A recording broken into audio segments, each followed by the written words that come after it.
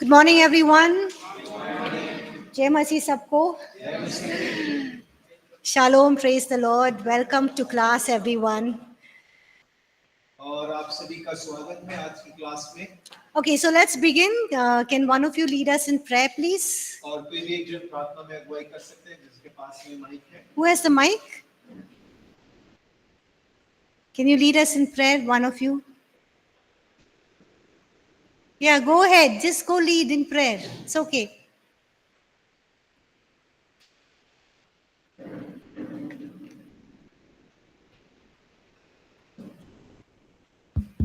Thank you, Father. Thank you for giving this wonderful opportunity. We are coming into your hand, Father. Please guide us, give us heavenly wisdom. And I surrender Pastor Selena into your hand. Please spoke with her through us, Lord. Whatever she is speaking, everybody wants to listen. And I surrender every people, those who are listening this in online and offline. We have to listen more clearly, Lord. Just speak to us. I surrender this prayer into your hand. In the name of Jesus, we pray. Amen. Amen. Amen. Thank you. Okay, so we are looking at the guideposts, right? What is the first guidepost? और देखिए हम जो है सलाह चिन्ह के रूप में देख रहे थे वो पहला चिन्ह क्या है? What is the first guidepost? और सबसे पहला सलाह चिन्ह क्या था? Instruction of God's word. Okay. What's the first guidepost? Look into your notes at least and answer. What's the first guidepost? और आप अपने पुस्तक में देखकर बता सकते हैं पहला सलाह चिन्ह क्या है? Recognize what? The general teaching where? और सामान्य शिक्षाओं के बारे में वो पहचानने के बारे में कहाँ? Where? In the word of God, yes. परमेश्वर के वचन में। Second one? दूसरा the seeds in your life, okay. के बीज। Third one? तीसरा recognize the stirring within us. Yes, recognize the stirring that is within. और जो भीतर मंथन हो रहा है उसको हम पहचाने। And the fourth one? और चौथा Grace of God given to us. Yes, recognize the grace of God in your life or the grace of God given to you. So we began looking at that last week. और पिछले हफ्ते हमने परमेश्वर का जो अनुग्रह दिया गया है उसको अपने जीवन के अंदर में पहचाने और उसका देखना आरंभ किया था। So page number 16. और 16 नंबर का पेज है। We are there. हम वहां पर हैं। And we said that we were looking at this whole thing that we read in scripture, that we each one of us have been given the different measure of God's gift. और हमने वचन में इस प्रकार से देखा था कि परमेश्वर के द्वारा हम में से हर एक जन को अलग-अलग नाप के द्वारा अनुग्रह विश्वास दिया गया है। Ephesians 4:7. और इफिसियों 4 इसका 7 के अनुसार। It means that each of us have been given a different measure of grace and influence that will vary in our function in the body of Christ. और इसका मतलब ये है कि हम सभी को अलग-अलग रीति से परमेश्वर की देह के अंदर अनुग्रह प्रदान किया गया है ताकि उसके अनुसार हम परमेश्वर की देह में कार्यरत हो सके। So why are we being given a different measure of the same gift? और क्यों हमें उसी दान के अलग-अलग वरदान अनुग्रह दिया गया है, अलग-अलग नाप का दिया गया है? Because I said greater the calling, greater the responsibility, greater the measure of grace. और जैसा मैंने आपसे कहा था जितनी बड़ी बुलाहट होगी उतनी बड़ी जिम्मेदारी होगी उतना बड़ा ही अनुग्रह हमें दिया जाएगा। And so we said, what should be our attitude? We don't compare with others. We don't be jealous of others. We don't get angry with God. You know that He has given us a different measure of grace. और हम क्या करते हैं? हम दूसरों से जलन नहीं करते हैं, ईर्ष्या नहीं करते हैं। हम सब के पास में परमेश्वर के दिए गए अलग-अलग नाप का अनुग्रह मौजूद है। Now we'll understand more about function, gifts, and grace of God in the body of Christ. और हो कि हम परमेश्वर के अनुग्रह, दान, वरदान मसीह की देह के अंदर में हम समझने का प्रयास करें। So we look at Romans chapter 12 verse 4 to 6 is on bottom of page number 16. और देखिए हमने हिंदी में 18 नंबर का पेज है रोमियो का अध्याय, रोमियो की पुस्तक 12 अध्याय उसका 4 से 6 हम देखेंगे। So can somebody quickly read that please? Romans 12 4 to 6. और रोमियो 12 अध्याय 4 से 6 कोई भी पढ़ सकते हैं। 1 minute, dear. Please use the mic. Yeah. For as in one body we have many members, and the member do not all have the same function. So we through many are one body in Christ, and individually member one of other, having gifts that different according to the grace given to us. Let us use them in prophecy in proportion to our faith. Amen. Thank you. So here it says we are members of one body. Which body is that? और देखिए यहाँ पर लिखा हुआ है कि आप एक देह के अंग हैं। कौन सी देह के बारे में बात कर रहा है? The body of Christ. और ये मसीह की देह के बारे में बात कर रहा है। What is the body of Christ? और मसीह की देह कौन सी देह के बारे में? Head, madam. Sorry? Head.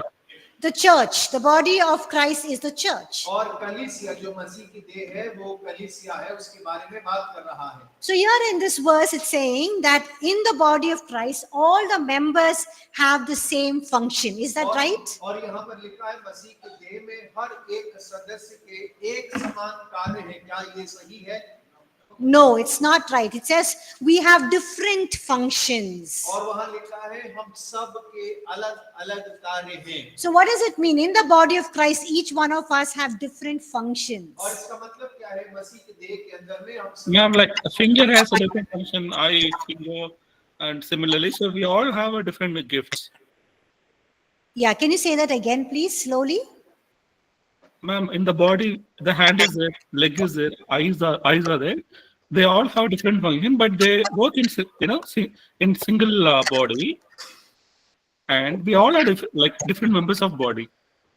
Okay, just like in our human body, we have different parts. Each part has different functions. So also in the body of Christ. Okay, thank you. और जैसे शरीर के अंदर में हमारे सभी के अलग-अलग अंग हैं, लेकिन एक ही शरीर है और सारे अंगों के काम अलग-अलग हैं। So what are the different functions in the body of Christ? और मसीह की देह में वो अलग-अलग कार्य क्या हैं? What are the different functions in the body of Christ? और मसीह की देह में वो अलग-अलग काम क्या हैं? Some of us are called to be prayer warriors. और हमें से कुछ लोगों को प्रार्थना योद्धा बुलाया जाता है। Some of us are administrators in the church, helpers, ushers, media team. और कुछ लोग जो है प्रबंधन के कार्य में है, सहायता के कार्य में है, अशर्स के कार्य में है, मीडिया टीम में होते हैं। Or worship team, evangelism team. और या तो आराधना के या सुसमाचार जो दल है उसके अंदर में होते हैं। So in the body of Christ, we all have different functions. और हम सभी जो मसीह की देह के अंदर में अंग हैं, हम सब के अलग-अलग कार्य हैं। And are you able to understand? आप समझ पा रहे हैं? Some of you all are setup team. और आप में से कुछ लोग जो है सेटअप टीम में होंगे। Some of you are welcome team. और आप में से कुछ लोग स्वागत दल में होंगे। So different teams in the body of Christ. मसीह की देह में अलग-अलग दल हैं। So all of us in the body of Christ have a function. और हम सब जो मसीह की देह के अंदर में हैं, हम सब के कार्य तो हैं। So none of us can say I don't have a function to perform in the body of Christ. और हम में से कोई भी इस बात को नहीं कह सकता है कि मसीह की देह में मेरे पास में कार्य करने के लिए कुछ भी नहीं है। So some of you say I don't know, I don't have a function in the body of Christ. It's not that you don't have one.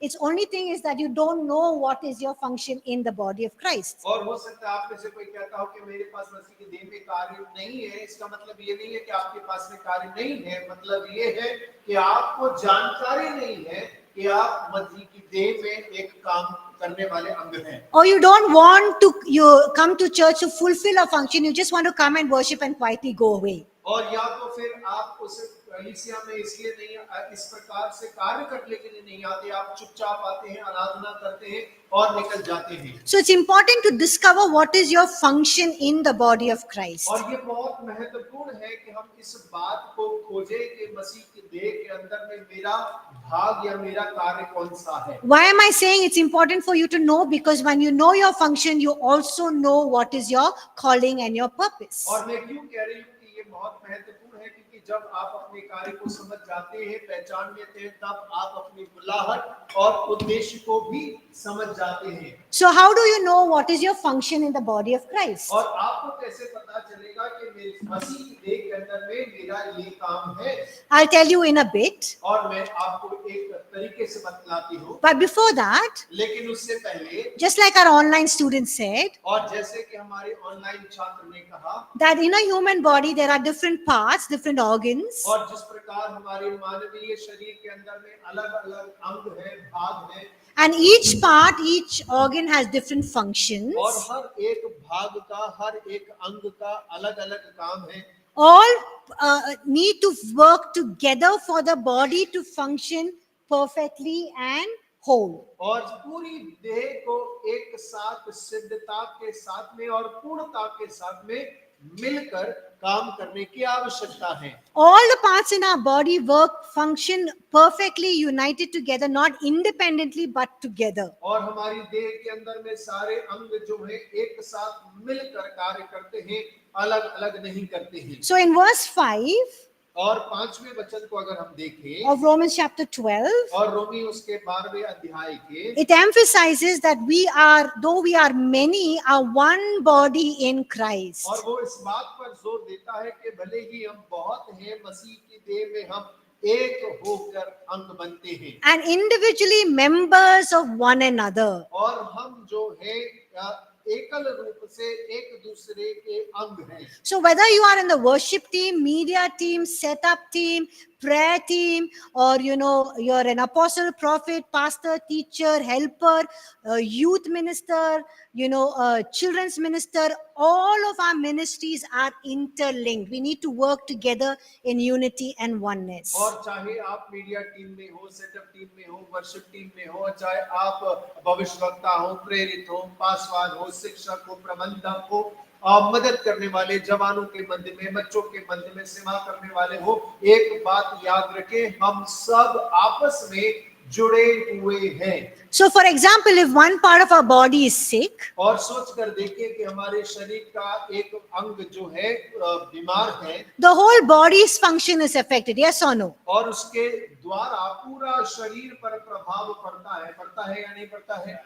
Similarly, in the church, we depend on each other to fulfill our function. और बिल्कुल वैसे ही कलीसिया के अंदर में भी हम एक दूसरे पर निर्भर होते हैं कि परमेश्वर के लिए कार्य को एकता में कर सके। We depend on each other to fulfill our God-given function in unity and oneness. और हम सभी एक दूसरे पर निर्भर होते हैं कि परमेश्वर के द्वारा दिए गए कार्य को एकता में हम पूरा कर सके। Now look at verse 6 of Romans chapter 12 on top of page 17. और देखिए रोमियो 12 अध्याय उसका 6वां वचन देखिए, जो हिंदी में 18 नंबर के पेज पर लिखा गया है। Very important. बहुत महत्वपूर्ण है। It says, having then gifts differing according to the grace that is given to us, let us use them. If prophecy, let us prophesy in proportion to our faith. और लिखा है, जबकि उस अनुग्रह के अनुसार जो हमें दिया गया है, हमें भिन्न भिन्न वरदान मिले तो जिसको भविष्यवाणी का दान मिला है, वो वह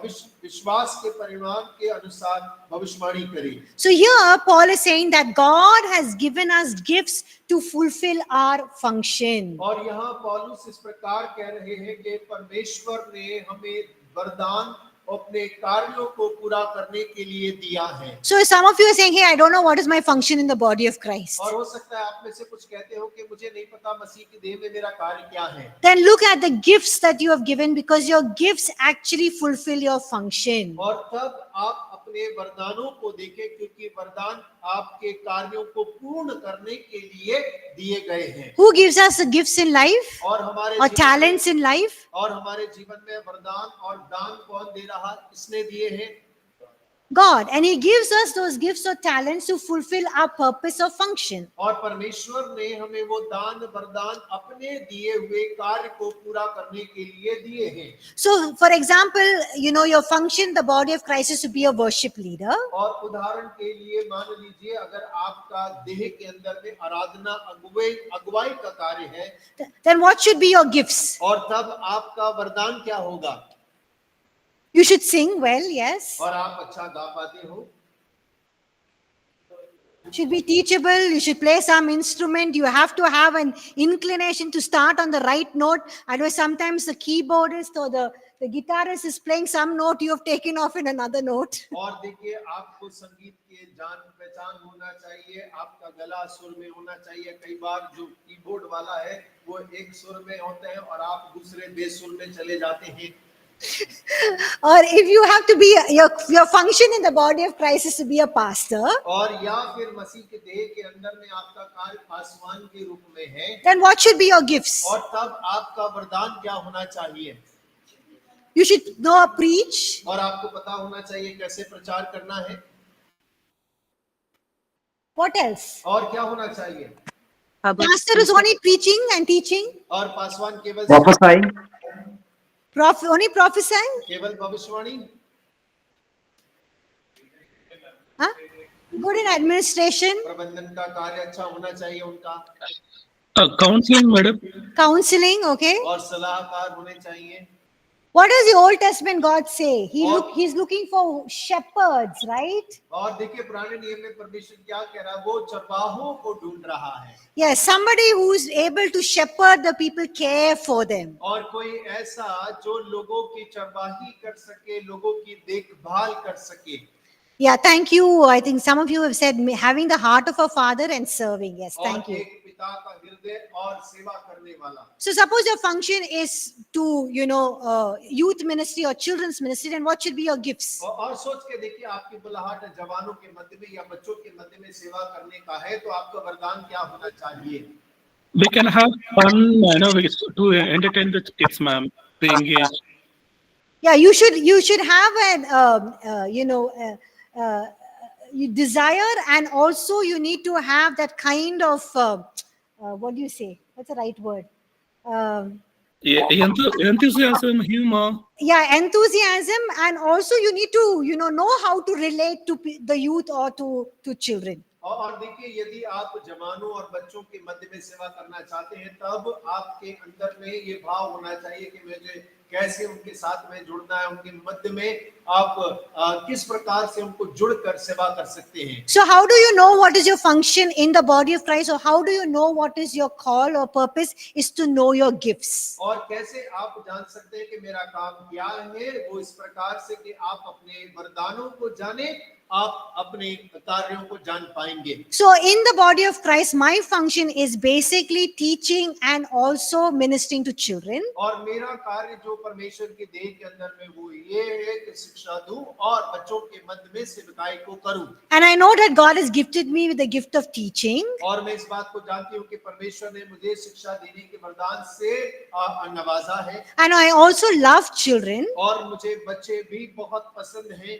And I wanted to not, I didn't think I'll be in children's ministry, but I thought I'll be doing counseling. और मैंने नहीं सोचा था बच्चों की सेवकाई, लेकिन मैंने सोचा था सलाहकार बच्चों के लिए बनूंगी। But when God brought me and opened doors and orchestrated situations, put seeds in my life, for children's ministry. और लेकिन परमेश्वर ने मेरे लिए दरवाजों को खोला, बीजों को तैयार किया और लोगों को मिलाया ताकि बच्चों के मध्य में जो सेवकाई है उसको आरंभ कर सके। I know that my calling is for children's ministry. और मुझे पता है मेरी बुलाहट बच्चों के मध्य सेवकाई की है। Because when I'm with children, I basically are like a child. और जब मैं बच्चों के मध्य में होती हूँ तो बिल्कुल बच्चों के समान होती हूँ। I'm not very good with adults, but more good with children. Basically love being with them, just free with them. और देखिए मैं वयस्कों के साथ उतने अच्छे से नहीं, लेकिन बच्चों के साथ बच्चा बनकर सेवा को आजादी के साथ कर पाती हूँ। And I know the challenges I face as a child. I know how I can relate with children. और मैं इस बात को भी समझ पाती हूँ कि बच्चों के कैसा महसूस करते हैं और मैं अपने आप को उनके साथ जोड़ पाती हूँ। And I also have a burden for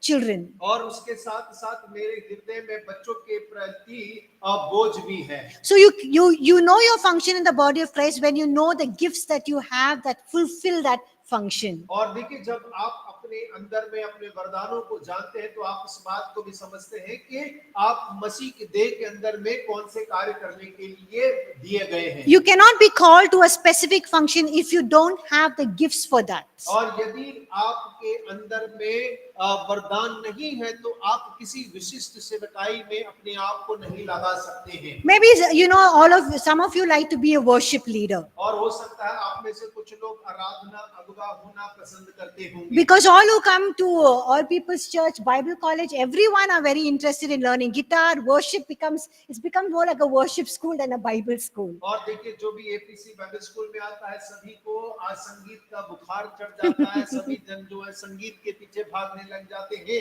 या तो उन्हें आराधना का अगुवा बनना होता है या कुछ और, क्योंकि ऐसा लगता है कई बार ये बाइबल स्कूल नहीं म्यूजिक स्कूल है। And then you think, oh, my function in the body of Christ may be to be a worship leader. और आप ऐसा सोचने लग जाते हैं शायद मेरा मसीह की देह के अंदर में एक आराधना अगुवे का कार्य है। But you need to understand whether you have the gifts for that. और आपको ये समझने की आवश्यकता है आपके अंदर में वो वरदान है भी नहीं है। Now, some of you might, like Pastor Ashish, the way he preaches, teaches his church, how he does this, runs the church. You say, I want to be like Pastor Ashish. I want to be a pastor. और देखिए कई लोग आप में से pastor आशीष को पसंद करते होंगे, उनके प्रचार को, उनकी शिक्षा को, उनकी कलीसिया चलाने के तरीके को। आप कहते होंगे अरे मैं तो पास्टर आशीष के समान बनना चाहता हूँ। That's good, but you need to see whether you want to have the gifts to be a pastor. और ये अच्छी बात है, लेकिन आपको ये देखने की आवश्यकता है कि आपके अंदर में पासवान बनने के जो वरदान चाहिए वो है कि भी नहीं है। So the one way to know what is your function in the body of Christ, or to know what is your calling or purpose, is to know your gifts. और देखिए एक तरीका किस प्रकार से हम पहचान सकते हैं कि मेरी बुलाहट क्या है, मसीह की देह में कार्य में किस कार्य को करने के लिए मुझे बुलाया गया है, वो ये है कि मैं अपने वरदानों को पहचानूं। So here in verse 6 it says, having then gifts differing according to the grace. और यहाँ पर लिखा अनुग्रह के अनुसार हमें दिया गया है जो भिन्न भिन्न वरदान मिले हैं। So differing means that we've all been given different gifts. और देखिए हम सभी को भिन्न भिन्न वरदान दिए गए हैं परमेश्वर की ओर से। But it means that the gifts that you have been given are more than enough to fulfill your function. और इसका मतलब ये है कि जो वरदान आपको दिए गए हैं, आपके दिए गए कार्य को करने के लिए पर्याप्त वरदान आपको दिया है। Amen? आमीन। So tell your neighbor, the gifts that you've been given are more than enough to fulfill your function. और अपने पड़ोसी को बोलो जो वरदान तुम्हें मिला है तुम्हारा देह में कार्य करने के लिए पर्याप्त है।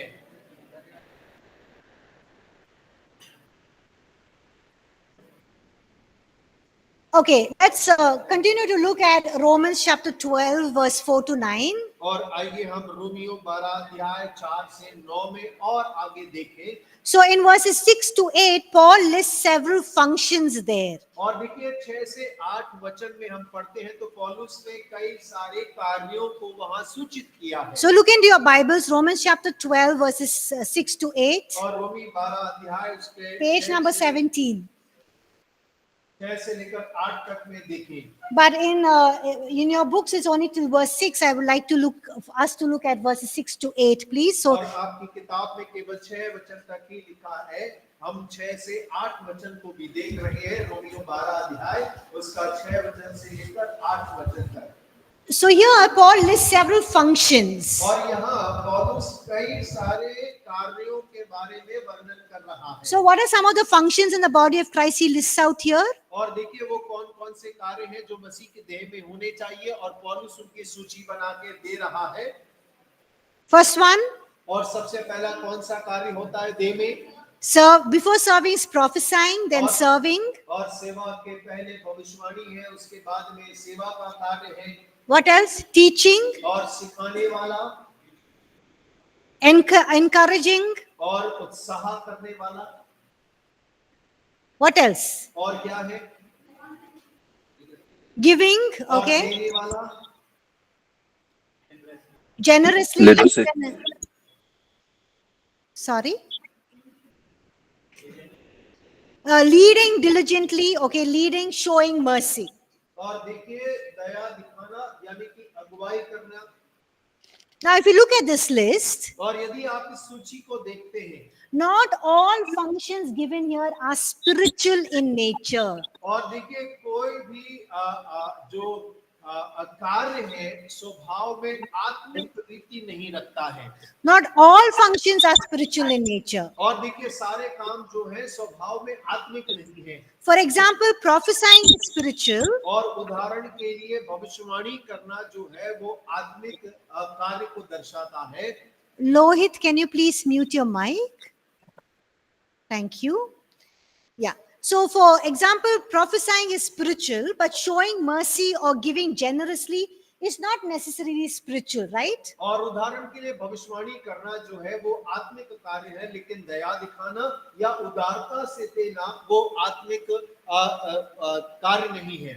Yes or no? हाँ या ना? Sometimes when you're giving generously or showing mercy, it's not a spiritual thing that you're doing. और देखिए कई बार जब आप किसी पर दया दिखाते हैं या उदारता से दान देते हैं तो ये कोई आत्मिक कार्य नहीं है जो आप कर रहे हैं। Sometimes leadership can be both spiritual, in the spiritual context and in the secular और context. कई बार अगुवाई जो है वो आत्मिक भी हो सकती है और संसारिक भी हो सकती है। You can be a worship leader, you can be a leader for children's ministry, youth ministry, or you can also be a leader in the company, in the music team leader, sports team, or a political leader, and that's not very spiritual. और देखिए आप आराधना में अगुवाई कर सकते हैं, जवानों के अगुवे हो सकते हैं, बच्चों के अगुवे हो सकते हैं, आप किसी कंपनी के अंदर में अगुवे हो सकते हैं, या तो फिर आप जो राजनीतिक दल के अंदर में भी अगुवे हो सकते हैं। ये जो कार्य है ये आत्मिक नहीं है। So what am I trying to say? That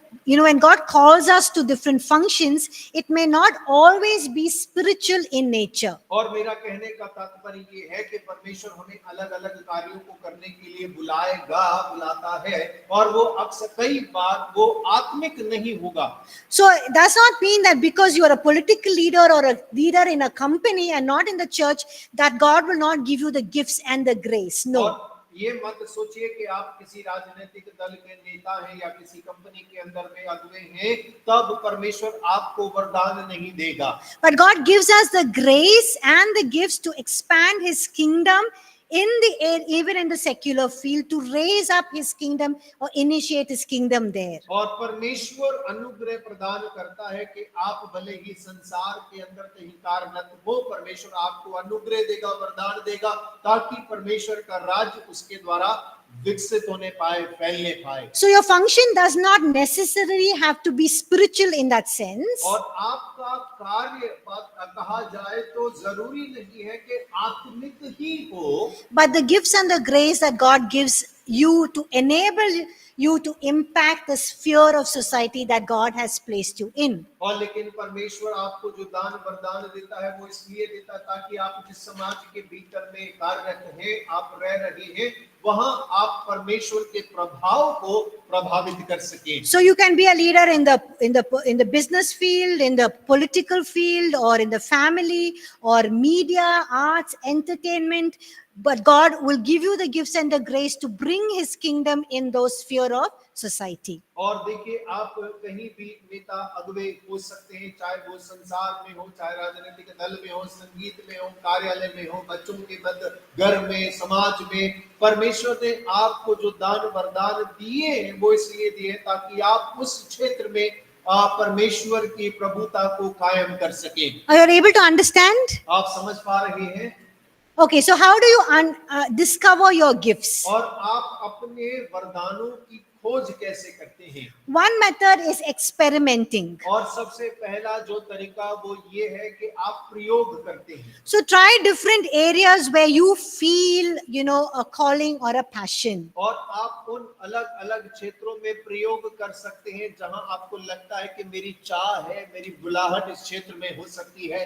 So, for example, you like to be be part of the worship team or be a worship leader. और उदाहरण के लिए मान लीजिए आप किसी आराधना के दल में जुड़ना चाहते हैं या आप अगुवाई करना चाहते हैं आराधना की। Or if you feel you're called to worship, then you can experiment learning an instrument. और या तो फिर आपको ऐसा लगता है कि मुझे आराधना करने के लिए बुलाया गया है, तब आप प्रयोग करें कि आप एक संगीत वाद्य को सीखें। Then sing. और गीत गाएं। See if you are in sync or the tune with the instruments. और आप गाएं, देखें कि आप संगीत वाद्यों के साथ में सुर मिलाकर गा पा रहे हैं कि नहीं गा पा रहे। I like to be part of the worship team. और मुझे आराधना के दल का भाग होना बड़ा पसंद है। I tried playing the guitar. और बहुत प्रयास किया कि गिटार बजा लें। I did not get through. और लेकिन उससे हम पार ना कर सके। I sing well. और गीत अच्छा गाती हूँ। But I cannot sometimes get the right notes when the musician is playing, so I gave up. और तो कई बार जो संगीतकार सही सुर बजाते हैं, मैं उनके साथ सुर नहीं मिला पाती, इसीलिए मैंने छोड़ दिया। But if you do it well, then you know that you have a gifting there, and then you can do it. If not, explore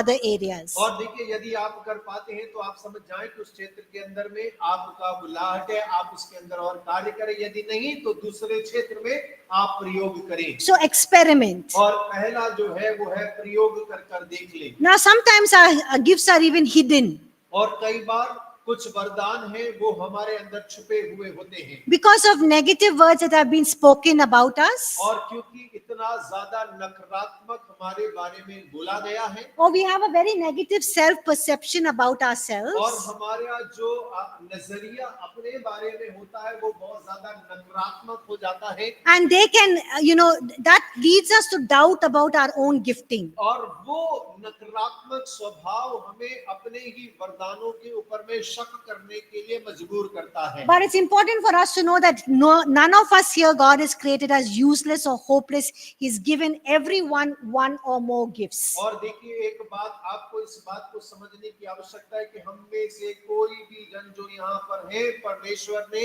बेकार, निठल्ला और अजीब नहीं बनाया है। So it's important to look within and identify what is your gift that God has placed in you. और बेहतर ये होगा कि हम अपने अंदर अपने आप को झांक कर देखें कि परमेश्वर ने कौन से वरदान मेरे अंदर में डाल के रखा है। Now I'd like to give you an illustration. और एक दृष्टांत हम आपको देते हैं। Now when you take an apple, और आप एक सेब लीजिए, how do you cut the apple? और आप सेब को With कैसे a knife. काटते हैं? चाकू से। Show me with your action. और दिखाइए ना कैसे काटते हैं सेब को। Okay, you take the knife and you cut the apple like this, और right? आप सेब को ऐसे काटते हैं। So when you cut the apple straight down like this, what do you see when you in the middle? और जब आप सेब को बीचों बीच काटते हैं तो उसके बीच में क्या निकलता है? Seeds. और बीज निकलता है। Now if you cut the apple across down like this in और the यदि center, आप मेरे जैसे बीच में से काटेंगे तो क्या निकलेगा? what will you see? आपको क्या दिखेगा? You will actually, when you cut it down across like this, when you open it, you will see a star in each of those two portions, and you will see seeds inside that. और देखिए, जब आप ऐसे बीचों बीच काटते हैं तब आपको उसके बीच में एक तारा सा दिखाई देगा और उसके मध्य में बीज नजर आएंगे।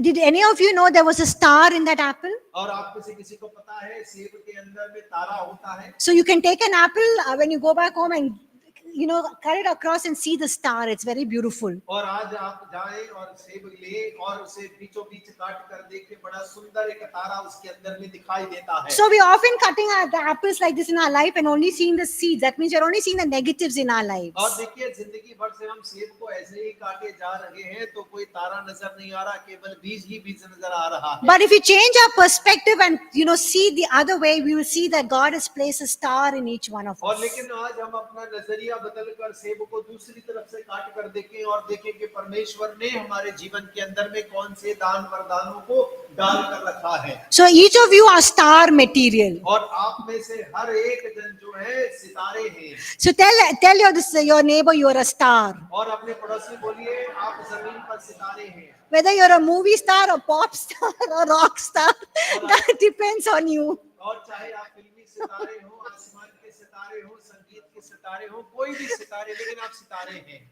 Okay, that means the gifts and the potential that God has placed inside us. और इसका तात्पर्य ये है कि परमेश्वर ने क्षमता को, वरदान को, दान को आपके अंदर में डाला है। So God has made each one of us star material in His kingdom. परमेश्वर ने अपने राज्य के अंदर में हम सभी को सितारों के समान बनाया है। And that's why Paul encourages Timothy in 2 Timothy chapter 1 verse 6. He says, stir up the gifts within you. और इसीलिए दूसरा तिमुथियुस पहला अध्याय 6 वचन के अंदर में पौलुस तिमुथियुस को कहता है, जो वरदान तेरे अंदर में है उन्हें तू बंधन कर। He says, don't let fear, discouragement, or negative words prevent you from exercising or using the gifts of God that He has placed or given you. और वो उसको इस बात से उत्साहित करता है कि ना तो डर को, निराशा को, नकारात्मक शब्दों को परमेश्वर के दिए गए दान जो तेरे अंदर में डाले गए हैं दबाने पाए।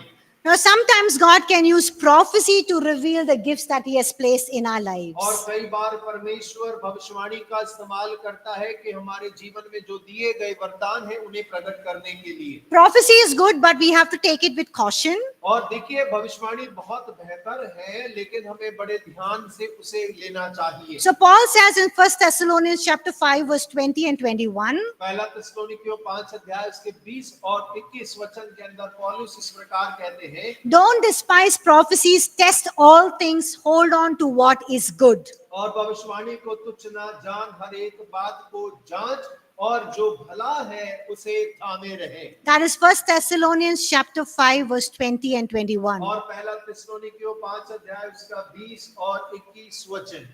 That means Paul is saying, hey, when you receive a prophecy, don't act on it hastily or quickly or very fast. और देखिए पौलुस का कहने का अर्थ ये है कि जब आपको भविष्यवाणी प्राप्त होती है तो जल्दीबाजी में उस पर कार्य करने के लिए कूद मत पड़। He's saying test all things. That means you have to test prophecies. और वो कहता है कि हर बात को परखो, इसका मतलब आपको भविष्यवाणी को परखने की आवश्यकता है। How do you test prophecies? और भविष्यवाणी को आप कैसे परखते हैं? How do you test a prophecy? और कैसे भविष्यवाणी को परखते हैं? Is it aligning with the word of God?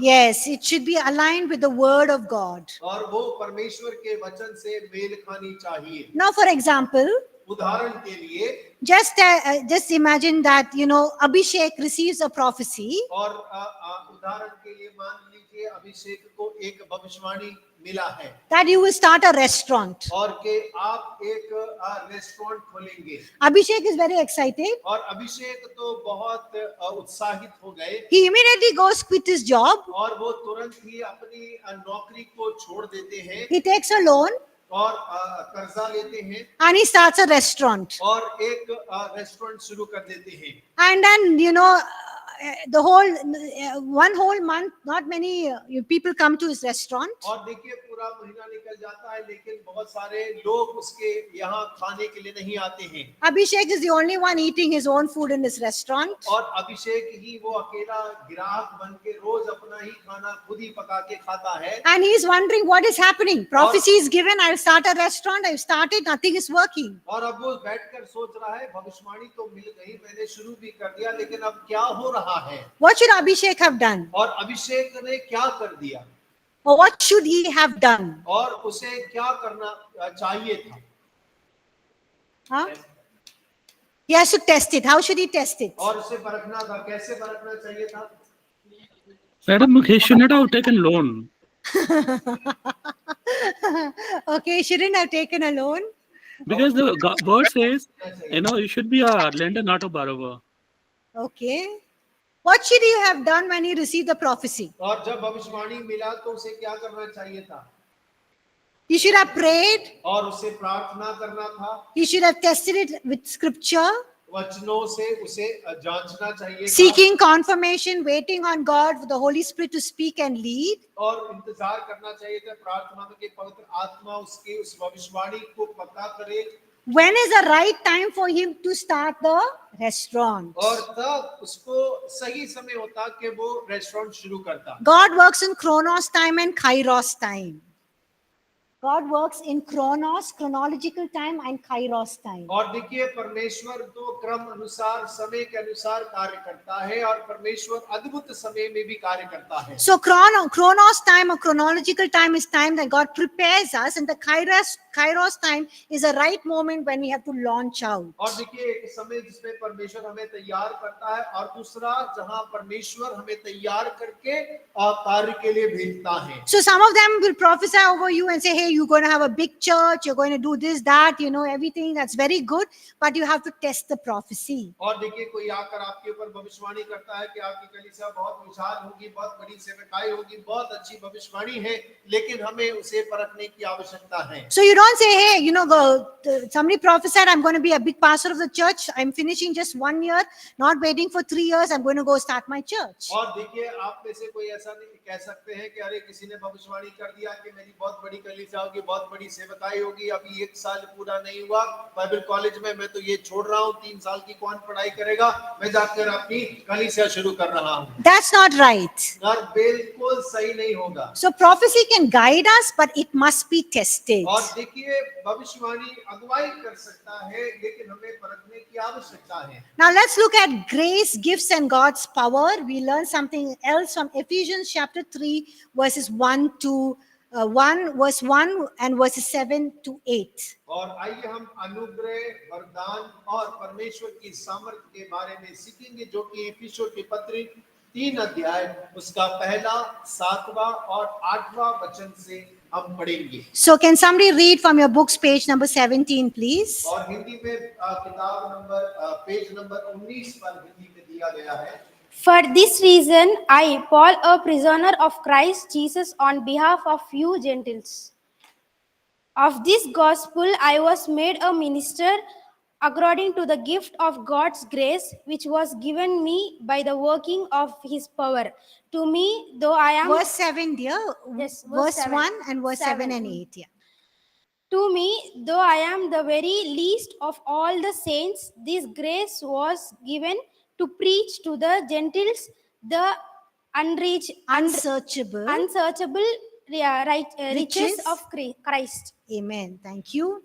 So Paul explains that his ministry was not in his own strength. और पौलुस यहाँ बतला रहा है कि उसकी सेवकाई उसके अपने बल के द्वारा नहीं है, But it's a gift of what? और ये किस चीज का वरदान है? Grace. और अनुग्रह।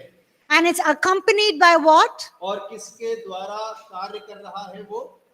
God's power. Yes. परमेश्वर की सामर्थ्य के द्वारा। So whatever we do is a gift of God's grace, और देखिए, जो कुछ हम करते हैं वो परमेश्वर के अनुग्रह का दान है, and it's accompanied by God's power. और परमेश्वर की सामर्थ्य उसके साथ मिलकर कार्य करती है। So here's the principle. और नियम यहाँ पर है, Now listen carefully. और ध्यान से सुनिएगा। Your function, और आपका कार्य your gift of grace, और आपका अनुग्रह का वरदान and God's power are all connected. और परमेश्वर की सामर्थ्य, ये सब आपस में जुड़े हुए हैं। So your function, your gift of grace, and God's power are all connected. और आपका कार्य, परमेश्वर के अनुग्रह का वरदान और परमेश्वर की सामर्थ्य, तीनों आपस में जुड़े हुए हैं। So when you serve in your God-given function, जब आप परमेश्वर के दिए कार्य में सेवा करते हैं, His grace empowers you. और उसका अनुग्रह आपको सशक्त बनाता है। And when grace is present, His power flows. और जब अनुग्रह उपस्थित होता है, तब परमेश्वर का सामर्थ्य बहता है। So if you're outside your function, you won't experience His grace and His power in the same way. और देखिए, यदि हम उस कार्य के बाहर हैं, तो आप उसकी सामर्थ्य को वैसा महसूस नहीं कर पाएंगे। That is why some ministries so powerfully operate, और यही कारण है कि वो कुछ सेवकाई जो है बड़ी सामर्थ्य रीति से कार्य तो करते हैं, because people are functioning exactly where God has called them. और क्योंकि लोग सटीक रीति से जहां परमेश्वर ने बुलाया है वहीं पर सेवा को करते हैं, And they're using the gifts He's given them. और परमेश्वर ने जो वरदान दिया है उसका इस्तेमाल करते हैं, They're relying on His grace, और वो परमेश्वर के अनुग्रह पर निर्भर होते हैं, and that is why they are growing. और इसी कारण से वे उन्नति कर पाते हैं। Now, if you're not seeing fruit in the function or the place where God has, if you're not seeing fruit in the function where you are functioning, और यदि आप जहां कार्य कर रहे हैं और वहां पर कोई भी फल दिखाई नहीं देता है, or you're not seeing the power of God manifested, और या आप परमेश्वर की सामर्थ्य को भी वहां प्रकट नहीं देख पाते, it can be worth asking this question to yourself: Am I in the right place? और तब ये योग्य प्रश्न है अपने आप से करने का, क्या मैं सही स्थान पर हूँ? Am I doing what God has called me to do? क्या मैं वो कर रहा हूँ जिस कार्य को करने के लिए परमेश्वर ने मुझे बुलाया है? Because if you're in the right place at the right time, you will experience God's supernatural favor, grace, and power. और यदि आप सही जगह पे सही समय पे हैं, तब आप परमेश्वर के अलौकिक सामर्थ्य को कार्यरत होते हुए देखने पाएंगे। Now look at Ephesians chapter 4. और इफिसियों उसका 4 अध्याय देखेंगे top of page number 18, और ये हिंदी में 19 पेज पर दिया गया है Ephesians 4:11. और इफिसियों 4 उसका 11 वचन It says, can somebody read that, please? कोई पढ़ सकते हैं? Ephesians 4:11. And he himself gave some to be apostles, some prophets, some evangelists, and some pastors and teachers. Amen. So who is, and he himself? Who is the he himself? और वो कौन है ये? Who is he himself? Is Jesus? उसने मतलब कौन है ये? Is Jesus. And what is Jesus given some to be? और यीशु मसीह ने कुछ को क्या दिया है? Apostles, और प्रेरित नियुक्त prophets, भविष्यवक्ता, evangelists, समाचार प्रचारक, pastors, आसवान and teachers. और शिक्षक.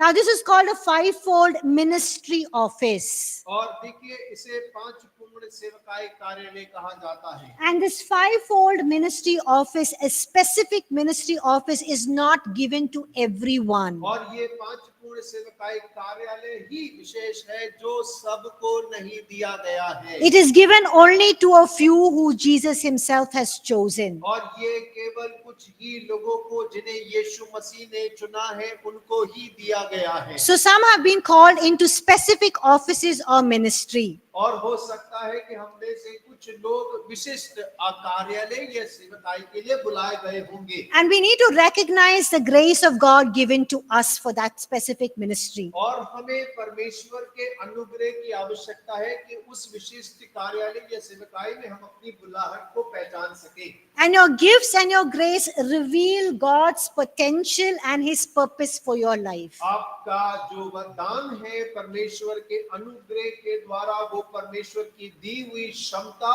और आपके जीवन में जो परमेश्वर का उद्देश्य है उसे प्रकट करेगा. And the way you are designed reveals what you have been designed for. और जिस रीति से आपको रचा गया है वो इस बात को दर्शाता है कि आप किस बात के लिए रचे गए हैं. It's true that God gives us the grace we need to fulfill our specific function. और ये बिल्कुल सत्य बात है कि परमेश्वर अनुग्रह प्रदान करता है ताकि परमेश्वर के दिए गए कार्य को पूरा कर सके. But the gifts of grace need to be nurtured and developed and used to fulfill our purpose. लेकिन परमेश्वर के अनुग्रह के वरदान को हमें बढ़ाना विकसित करने की आवश्यकता है ताकि हम परमेश्वर के दिए उद्देश्य को पूर्ण कर सके. That's very important. और ये बहुत महत्वपूर्ण है. And sometimes people can be called to more than one ministry office like Paul and Jesus. और देखिए कई बार कई सारे लोग एक कार्यालय से ज्यादा कई सारे कार्यालयों में इस्तेमाल होने के लिए बुलाए जाते हैं. उदाहरण स्वरूप यीशु मसीह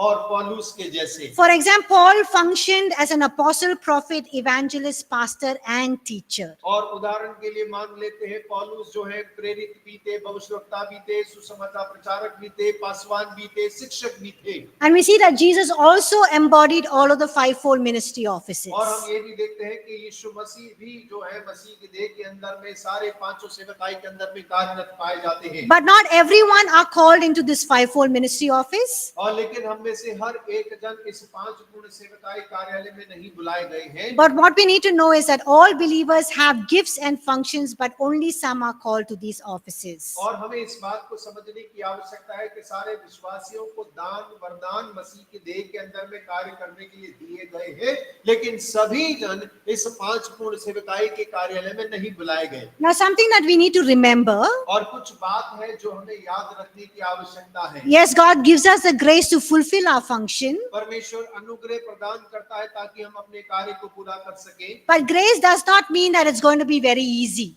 और अनुग्रह का मतलब ये नहीं है कि राह बड़ी आसान होगी. 1 Corinthians chapter 15 verse 10, और पहला कुरिन्थियों 15 अध्याय इसका 10 वचन. Paul says, और पौलुस कहते हैं, okay, I'll just read that and we'll end. By the grace of God, I am what I am, and his grace toward me was not in vain, but I labored more abundantly than they all, yet not I, but the grace of God which was with me. परंतु मैं जो कुछ भी हूँ परमेश्वर के अनुग्रह से हूँ, और उसका अनुग्रह जो मुझ पर हुआ वह व्यर्थ नहीं हुआ, परंतु मैंने उस सब से बढ़कर परिश्रम भी किया, तो भी यह मेरी ओर से नहीं हुआ, परंतु परमेश्वर के अनुग्रह से जो मुझ पर था। So what is Paul saying here? और पौलुस यहाँ क्या कह रहे हैं? Paul understood that grace empowers us, और पौल समझ गए अनुग्रह हमें सशक्त करता है, but it does not replace effort. और लेकिन वहाँ हमारी मेहनत को कम नहीं करता। He says he had the grace of God, but he labored more than all of the others. और वो कहता है मेरे पास अनुग्रह तो था, लेकिन मैंने तुम सब बाकी सबसे बढ़कर मेहनत की है। But yet he gives the credit to God's grace that was at work at him. और लेकिन फिर भी जो परमेश्वर का अनुग्रह था उस पर वो सब जो है महिमा उसी को देता है। So we'll come back after the break and continue. Thank और you. ब्रेक के बाद आएंगे और आगे बढ़ेंगे।